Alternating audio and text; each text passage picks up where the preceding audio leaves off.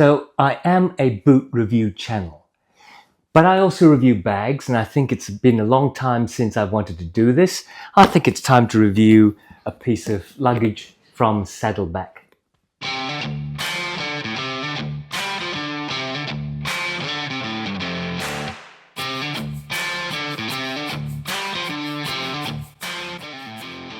How you going? Welcome back to Bootlosophy, and if you're new here, my name is Tech.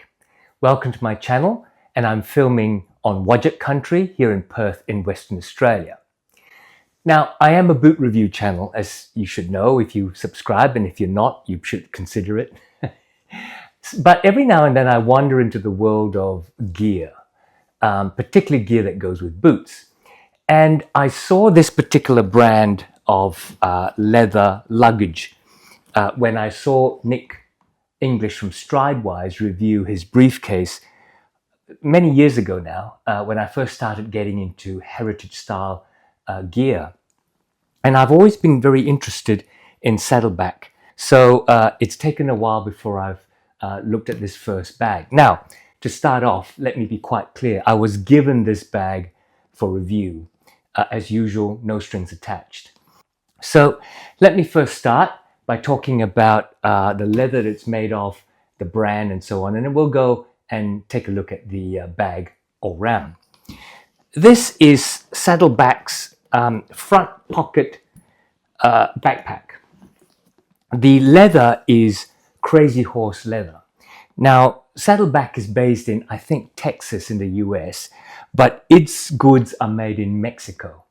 Nothing wrong with that. We know about Mexican-made boots that are really high quality. Thursday, for example, produces some excellent models. De Vere make their boots there. Brilliant. Cordobas, I've reviewed them before. Really love the stuff that's made in Mexico. Clearly, a place where there's a lot of craftspeople who know how to make good things. So nothing wrong with that. This leather is Crazy Horse. It's in a kind of distressed state. Crazy Horse is full grain leather, but the shiny grain has been cleaned up a little bit. It's been buffed so that you don't get the full natural effects of the full grain. You don't get the scars and the hair holes and so on, but it's still quite a grainy leather. What the buffing does is it creates this sort of matte effect so it's not so shiny. And it's Crazy Horse is packed full of waxes so that you do have this waxy feel to it while it's also buff and a little bit nappy, very, very faintly nappy. This is chromium tan leather.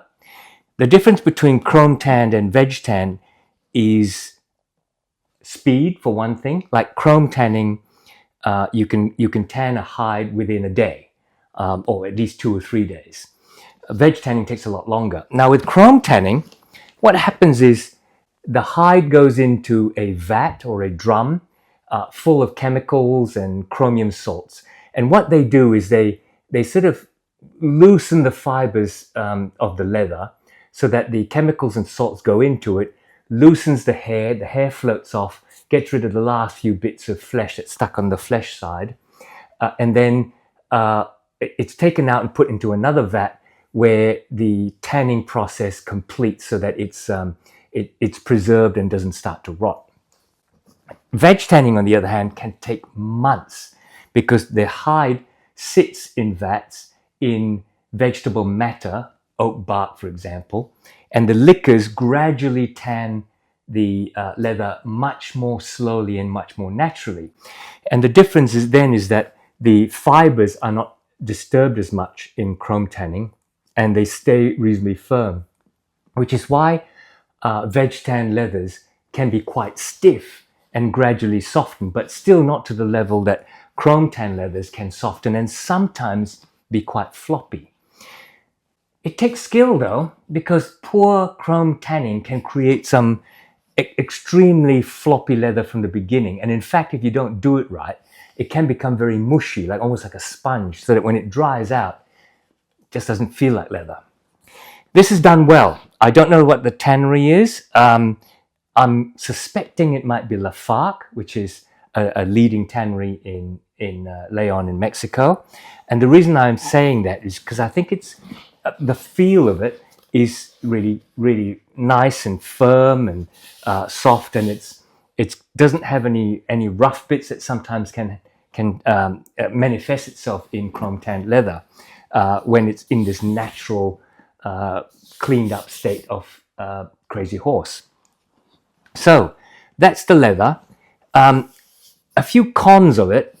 I do find after I've used this for about a week, I went up to Darwin for a few days, using this as my only luggage. So it was a carry-on my back. I find that the flap has become a little bit loose grain, and I'll show you this when I'm exploring the bag in full. Otherwise, I do like the Crazy Horse because it shows off its scratches and lives, and I'm already beginning to see some patches of where just simply the grease from my hands has been handling it. Now, Saddleback, it kind of divides people, the brand. You should go and look at the website and have a look. I'll put a link below and have a look at the backstory of the founder, Dave Munson, I think his name is. It's quite incredible. It's absolutely fascinating how he started. I mean, he's going through different countries in his background. He was hunted at one stage by some very bad people. He tells the story about how he got his first bag and made his first bag. Absolutely amazing. To some degree, there's quite a bit of smart marketing happening there. And I think this is why Saddleback has quite divisive opinions out there on the internet. James Crane, go and check his channel. He reviews bags. He says that he likes Saddleback and he has several products of theirs, but he doesn't show it off very often because it is chrome tanned leather. And he prefers veg tan leather just because veg tan leather can withstand and keep its shape far more than Saddleback. He's got no complaints about the construction quality, by the way. My mate Karl Morawski does not have a good opinion of Saddleback for two reasons. I think one is this overly marketing speak that you can get in the website. Like, you know, Karl is the sort of person, just show me what the goods are, tell me how they're made. Don't give me all this story and stuff, which is fascinating, but really it's marketing speak. And to some degree, I agree with him. The other reason that Karl doesn't like Saddleback, let's call a spade, is that about 7 years ago, I think, Saddleback's been around for a while and it's been very popular. A lot of subreddit threads talk about how good it is and how it's lasted long and so on. But 7 years ago, they had a massive price increase. I think some of their items went up by well over 100%. And to Karl, that was a betrayal of trust. It clearly wasn't about costs rising. They just don't rise that much overnight. So he's not been pleased with it ever since. However, that's the pluses and minuses of the brand. That's the pluses and minuses of the leather. And let's get into look at this bag. But before we do, I also ordered a leather portfolio that matches this bag because I thought while I traveled with it, you know, if I'm going up north and I'm carrying this, I might want a leather portfolio that I have inside. However, when we got it, my wife said, I need a replacement leather portfolio. So I've given it to her and we have a guest reviewer of that coming up next. Okay, so this is the review of Saddleback's medium-sized leather portfolio. I chose it in the same Crazy Horse leather as the backpack. And I'm not going to review this. My guest reviewer is going to review this, my wife Amanda. Say hello, Amanda. Hello. All right.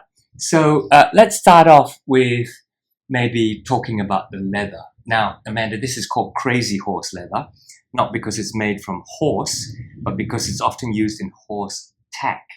What do you think of the leather? Different from what I would usually choose because, as you can see, it's as the markings, but I found it quite interesting as a portfolio leather.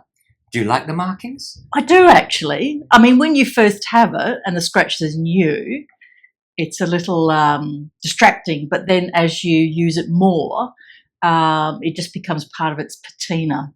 Now, I know that your past portfolios have been quite elegant, smooth grain, shiny leathers. So this is your first sort of rough grain matte leather. how does it go with the rest of your stuff? I like all leathers, so for me, any finish works. All right. So what do you think of the quality of the construction? It looks really good. Stitching is really even. I can't see any faults with it. It's really well put together, and I really look forward to using it and seeing how it grows with me. Good.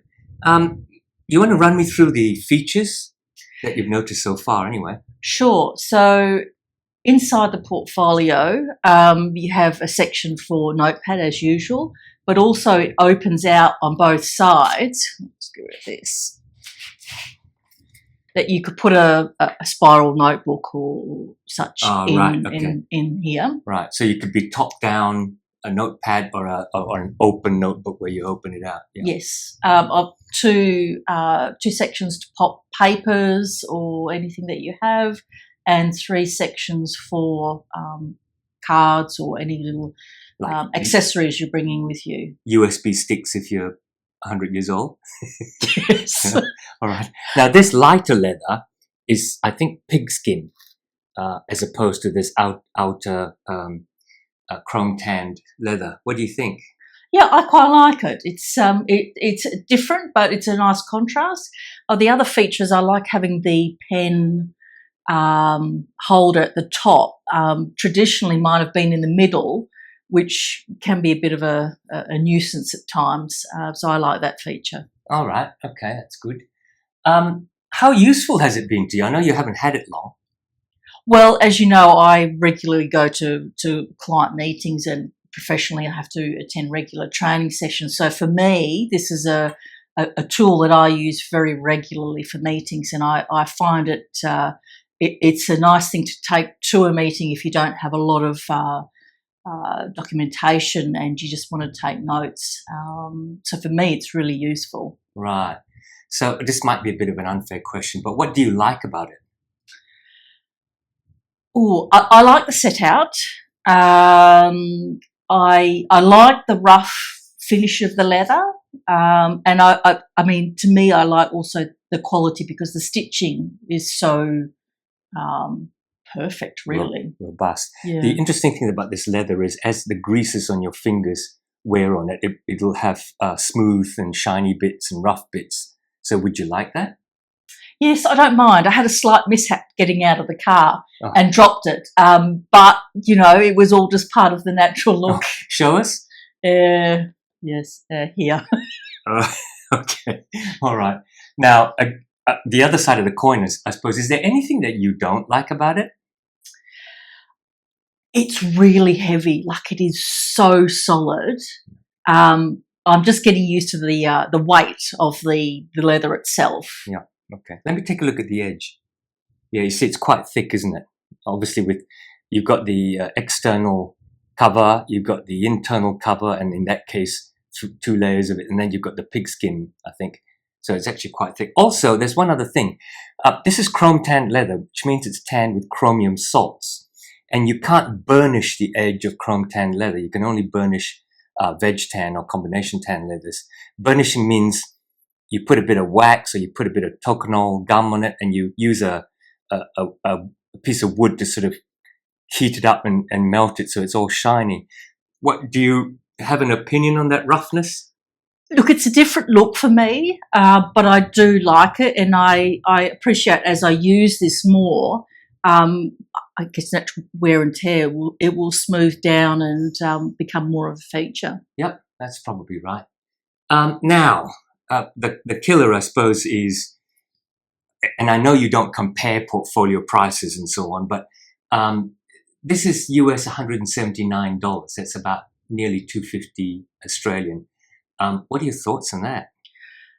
Well, it's solid leather and looks to be really well put together. So I think it's great value.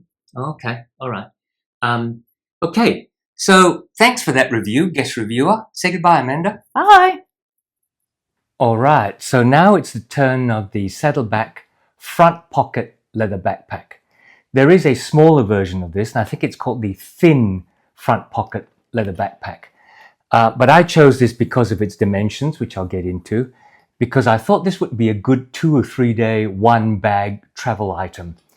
And in fact, I tested it by taking it out on a 3-day trip to Darwin 2 weeks ago. And it was perfect. It fitted everything in, and I was able to put in the usual stuff that I take to travel.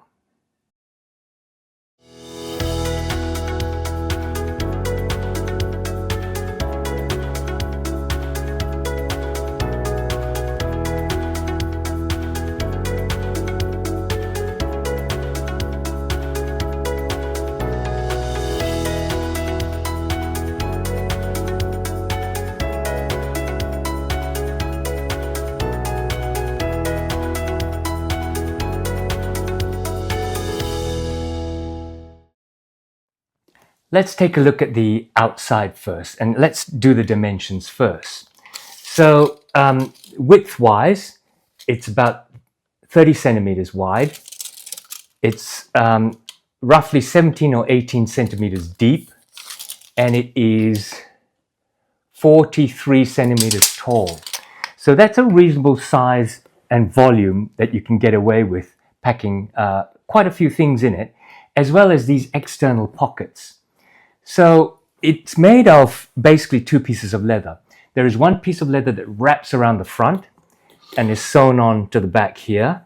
And then there's one piece of leather that forms the flap, goes all the way around the back, and then comes in the front, and it's sewn at the edge to that single piece of leather that goes around. On top of that, there are obviously these pockets. There's a front pocket with 2 buckles and 2 side pockets with these buckles.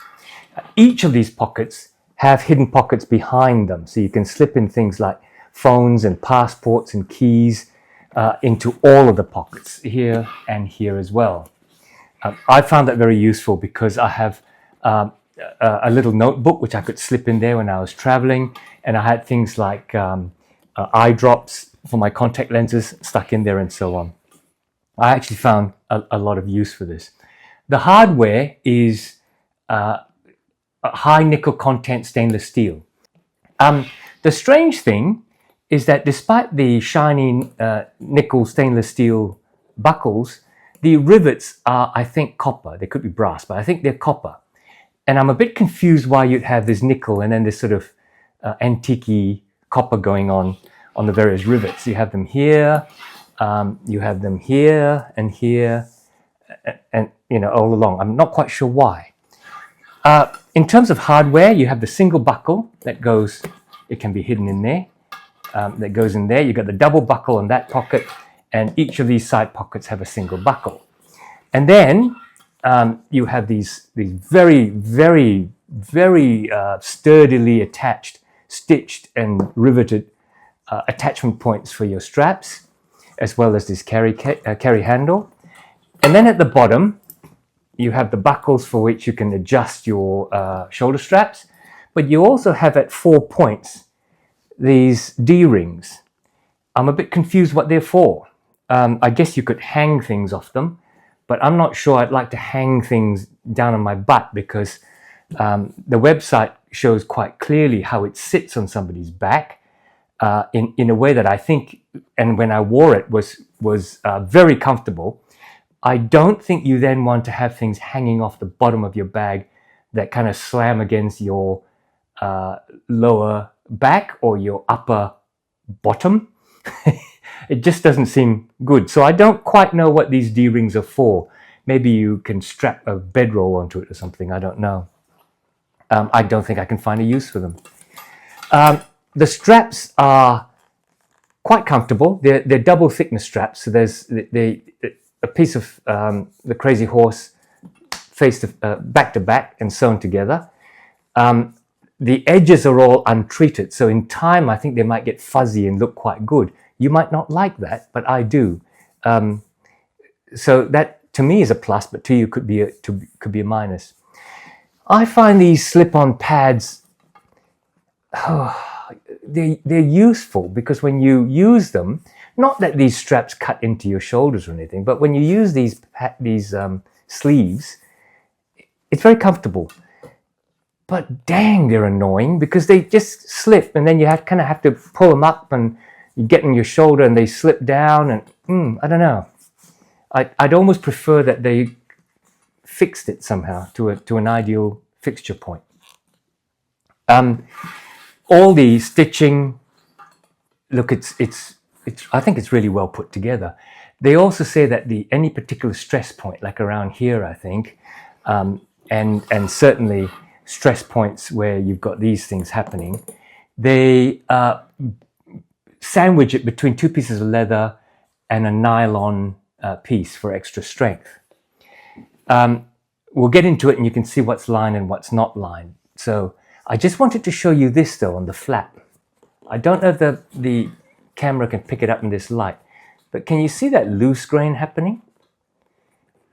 It's not particularly attractive. I think in time, maybe with a bit of conditioning, it might not look as wrinkly bum as a 90-year-old's wrinkly bum, but I don't know, that's slightly off-putting for me.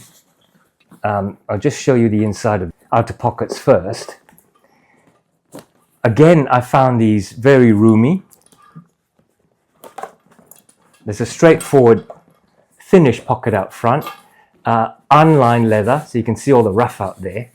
I don't think it's particularly carefully clipped, like they're not choosing the best pieces, they're using all of the hide, which to some degree, because it's not a boot, it's a bag, is not a bad idea. You know, there's no waste. I'll open one of these because it's exactly the same on the other side. Again, it's unlined. You can see the difference, can't you, between these two rough outs? I mean, that's really quite smooth, and that's all over the place. That's shaggy bear. And that's why I think they're using every piece, which is great because you're not spoiling anything. And for a rough, tough carry bag, that's not necessarily a bad thing. Rivets are finished off really nicely, as you can see the stitching, and there's reinforcement behind that. Okay, let's go inside. So inside, it's very roomy. You can see a little, they call this a laptop flap. It lacks a little padding, and I'm not sure I put my laptop in there unless it's in its own little padded sleeve. And then you've got two small side pockets on each side, there and there. I hope you can see that. The flap itself is lined with pigskin, and I think that's the only piece that's actually lined, is this leather that goes down here. Everything else, as you can see, is rough out leather, which is all you need. You can see the fixing points, really secure. This ain't coming apart. Saddleback offers a 100-year guarantee. Now, I'm a bit in two minds about 100-year guarantees. Firstly, I'm not going to be around. Secondly, I'm not sure if Saddleback's going to be around, but Dave Munson, certainly the owner, certainly is not going to be around. And what do you do? Do the people I leave this to turn up in 100 years' time and they say, no, show me the invoice that Tech bought it for? I don't know. Here's another little weird thing, which is actually a great idea. When you pack the bag, there's no drawstring, so it's quite loose, right? So when you close it, you might have this sort of thing happening on the edge. I didn't find that, by the way, because I packed it quite well. But this, I think, is quite a useful feature. It's a little clip that you can use to just close that mouth so that you can put the flap over without things falling out. It's also quite useful, and in fact, I used it to clip my house keys there, and then the flap came over and it was safe. All in all, I think quality-wise, apart from this loose grain here, I think quality-wise, the use of leather is good. I like the fact that they're using every piece of leather. I wouldn't like it, I think, if some pieces of leather had cuts and things, and maybe I'm not liking this, I don't know. But philosophically, I like the idea that they're using the whole hide. Quality of construction, I think, is excellent. As I said, I've used it for a week now, 2 weeks now, and part of that I was traveling. I've had it on an airplane, I had it in the backs of pickup trucks and that sort of thing. It's done well. It got rained on once, didn't do much damage, but it wasn't heavy rain. didn't let anything in. And I think the style and construction is very useful. Now, it weighs about nearly 2.5 kilos on its own because it's leather. In time, I think it's not going to get any lighter, but I think it might soften. So that's going to be interesting how it keeps its shape. In terms of leather thickness, let's take a look. As you can see, this is not back, right? That's 2 and a bit millimeters. That's 2.4 millimeters. This flap with the pigskin lining is nearly 4 millimeters, 3.6. Each of the double-backed, double-skinned flap, what do you call these things? 4 mils. So good stuff, I think. Stitching great. Connection points are all reinforced. I like it. So all in all, I think it's a well-balanced piece of luggage. I found it very useful to travel for a 2 or 3 day period. Any more than that, you'll have to do laundry. I think I'm in two minds about the quality, all right? I think the construction is fantastic. I love this Crazy Horse leather. I really like the solid hardware. I think it's very comfortable to put the straps on. I'm a bit confused about the different hardware, but that's not a quality issue. I'm a bit disappointed about the loose grain, but I can live with that. You know, I have loose grain on my boots, and I love my boots. And at the end of the day, as this patinas, that's actually going to look quite good, you know. I mean, it's actually going to look rough and tough and ready. Purists might disagree with me. Purists who don't like them using every piece of leather, like saying that maybe they should have looked at that during clicking and then avoided it. I'm a bit less judgmental about that. This is $649 US though. Landing in Australia, that would probably come in for near 1,000 Australian dollars. Well, I have 1,000 Australian dollar leather bags from Rod and Gun, for example. And I just think those are a little bit more refined for that money. So I think this is at the very high end of worth it. So there you go. I hope you like this exploration of Saddleback Leather's goods. The front pocket backpack, which I'm beginning to like more and more, I have to say. And the leather portfolio that matches. And obviously you can get them in different colors, different leathers, and so on. So if you like what you see, do me a favor, click on the like button down below, big thumbs up. And then if you're not subscribed and you like this sort of a video on reviews, I review boots mainly, go and check out my channel. But I also review bags and sometimes jeans and gear that go with boots and with heritage leather bags.